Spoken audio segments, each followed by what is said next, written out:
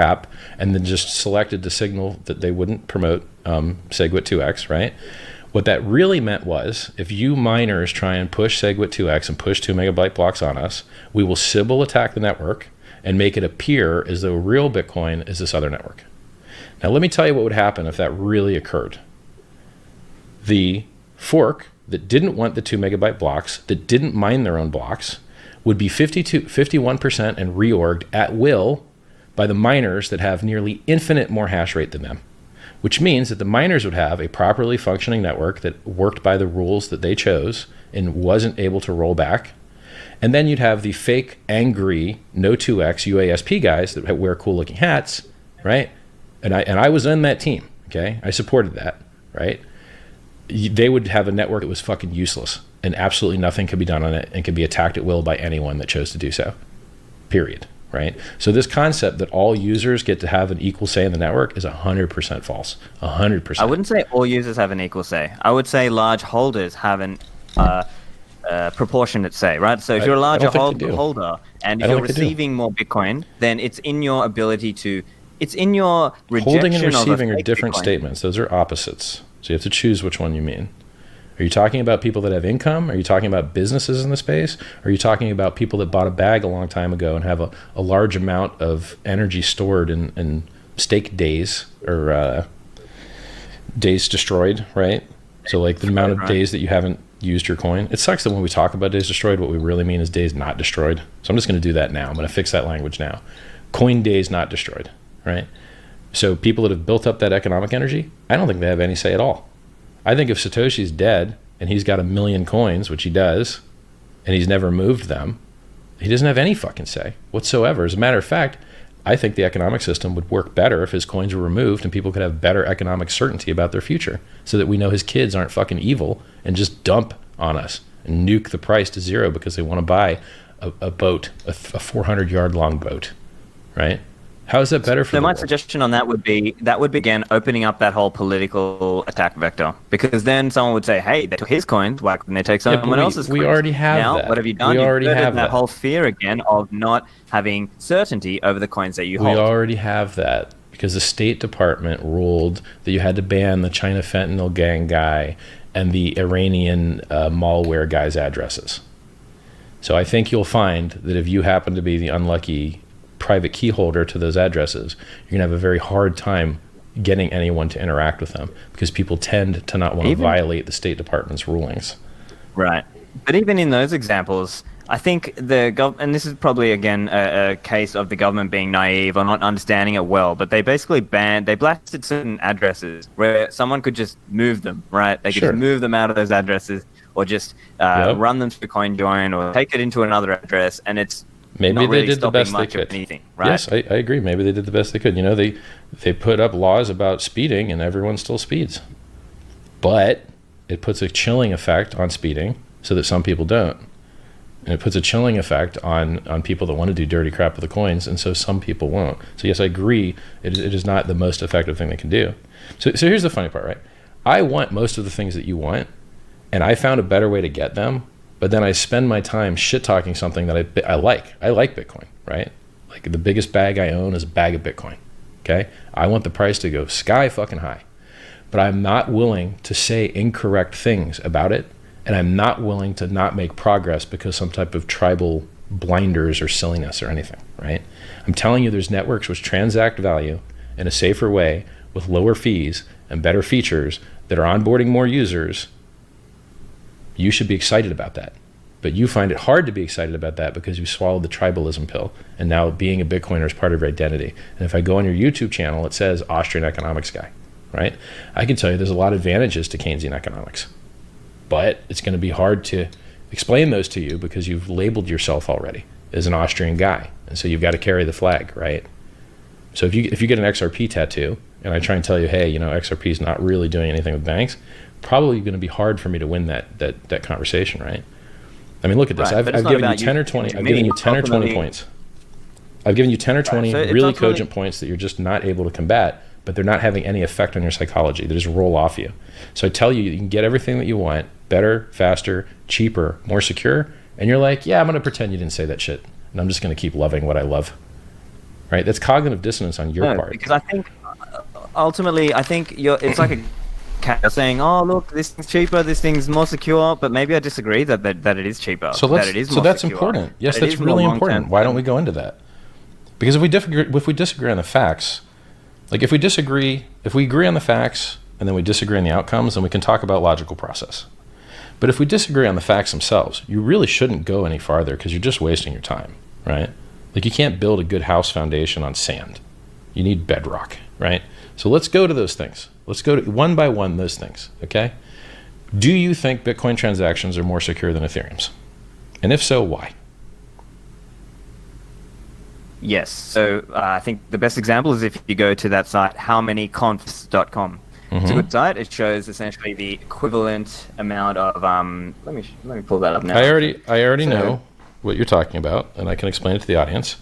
Certain networks have more hash rate than other networks, and therefore, in order to have a reasonable amount of security that your transaction won't be rolled back, the shittier and lower the hash rate, the longer and longer you have to wait to feel certain that your money's not going to be taken away from you.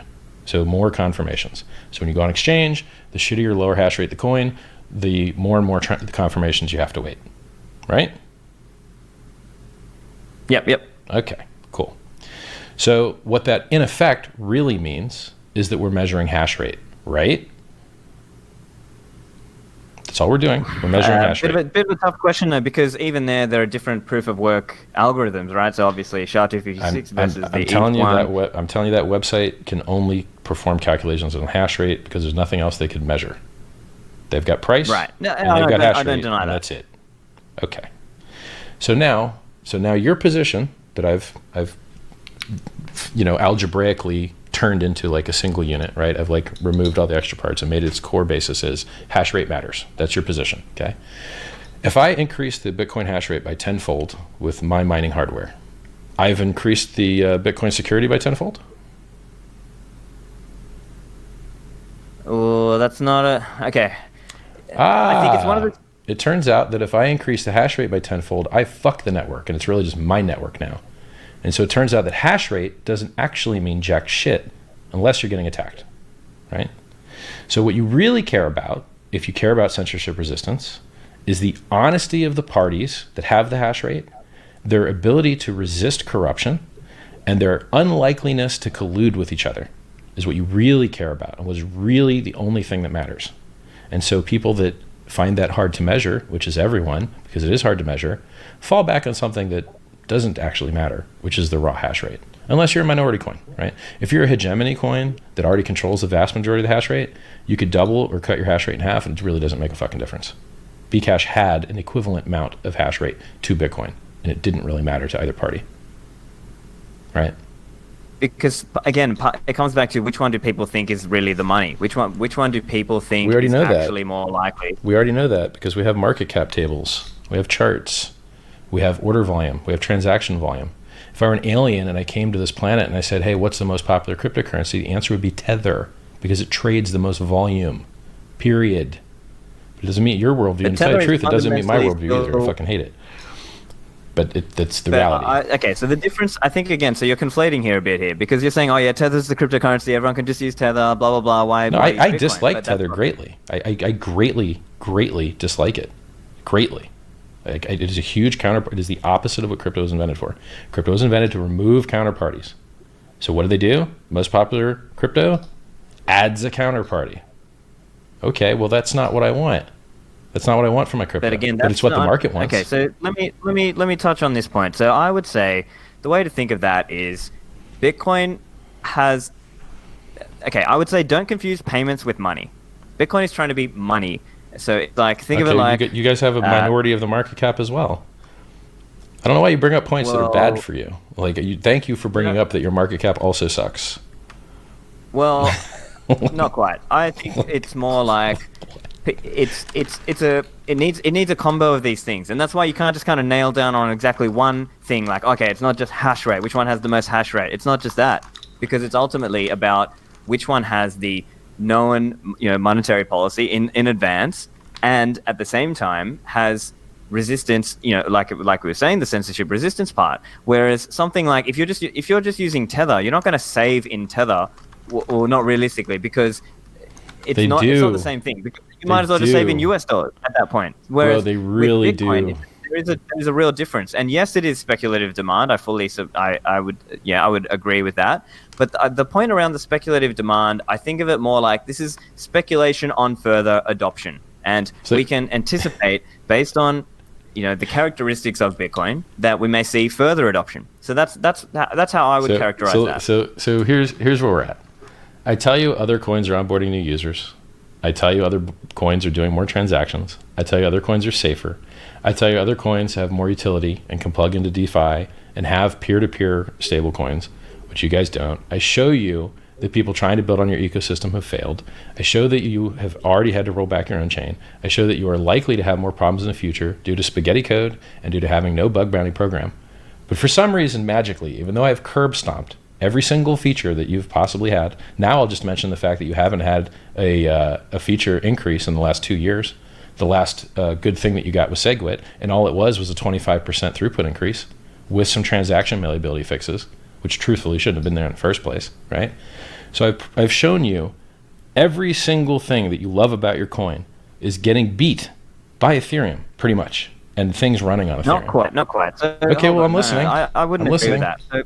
So yeah, well, if you let me finish, hold on. So first off, with the one way to think of it is buy support. Hold on, right? hold on. Can I just mention I don't own any right? Ethereum. I own like $100 of Ethereum. I own a shitload of Bitcoin. Right. I have like $100 of Ethereum. That's just great. So that you know, let me finish now. Pumping my bags. Right, let me finish now. Yep. All right. Let me finish now because you keep jumping in. Yeah, you can take an hour to do it. Like I'm truly not trying to cut you off. Take as much time as you like.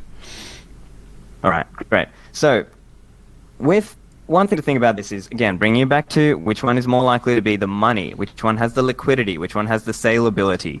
It is around, if you look on coinmarketbook.com, for example, it's got this thing called buy support, and that's saying sum of buy orders at 10% distance from highest bid price, right? And so you can see that they rate it based on buy support.